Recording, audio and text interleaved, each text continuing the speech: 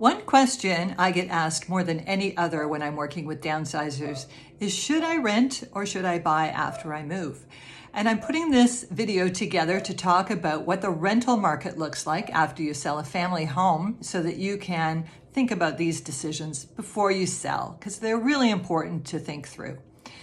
If you're considering renting after you sell your family home, I'm talking about maybe 3 different types of properties that you can see as rentals in Toronto, in the GTA, and this is 2025. That's important to know too, to put it in context. First would be a rental in a purpose-built rental building, so a rental apartment. The second would be a private rental, say a condo owner is renting their suite to people that would like to be good tenants. Number 3 would be somebody who wants to rent in a retirement residence where you get a full service included, including your meals and things like that. I'm just going to talk about the first 2 today.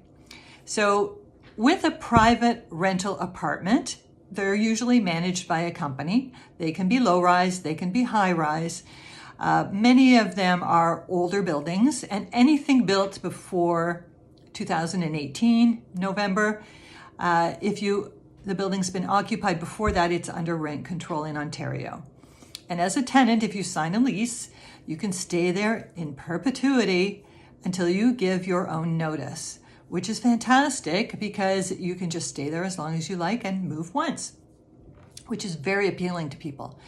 The downside is some of the older buildings that have larger suites have less amenities than maybe you're used to in a house. So they may not have a built-in dishwasher, they may not have en-suite laundry, there may be a laundry room in the building.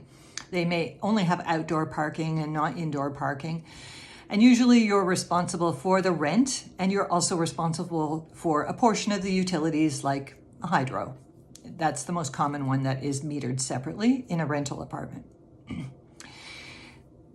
And you can stay there as long as you like. There are some new buildings that have been built that are purpose-built in the East Scarborough-Durham area that are fantastic, and they have all of the modern conveniences that you're looking for, as well as really beautiful new not lived-in suites in many cases, and those are good options too. I'm going to do a second video with my top picks for those.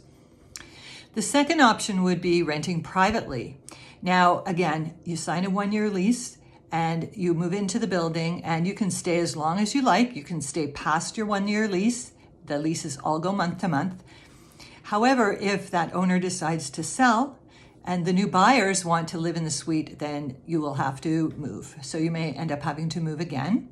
So it's important to know the intention of the landlord when you're looking at a private rental. The second thing to know about private rentals is that many buildings that people like that have an active retirement community in them are owner occupied, and there's not a lot of rentals that come out. So as a real estate agent, I go back in the history of the building and take a look and see what kind of suites come up every year so you can have an idea of how that works. Not all realtors work with rentals. And sometimes it can be challenging in today's rental market to find not only a great suite, but find a landlord that is flexible and easy to work with.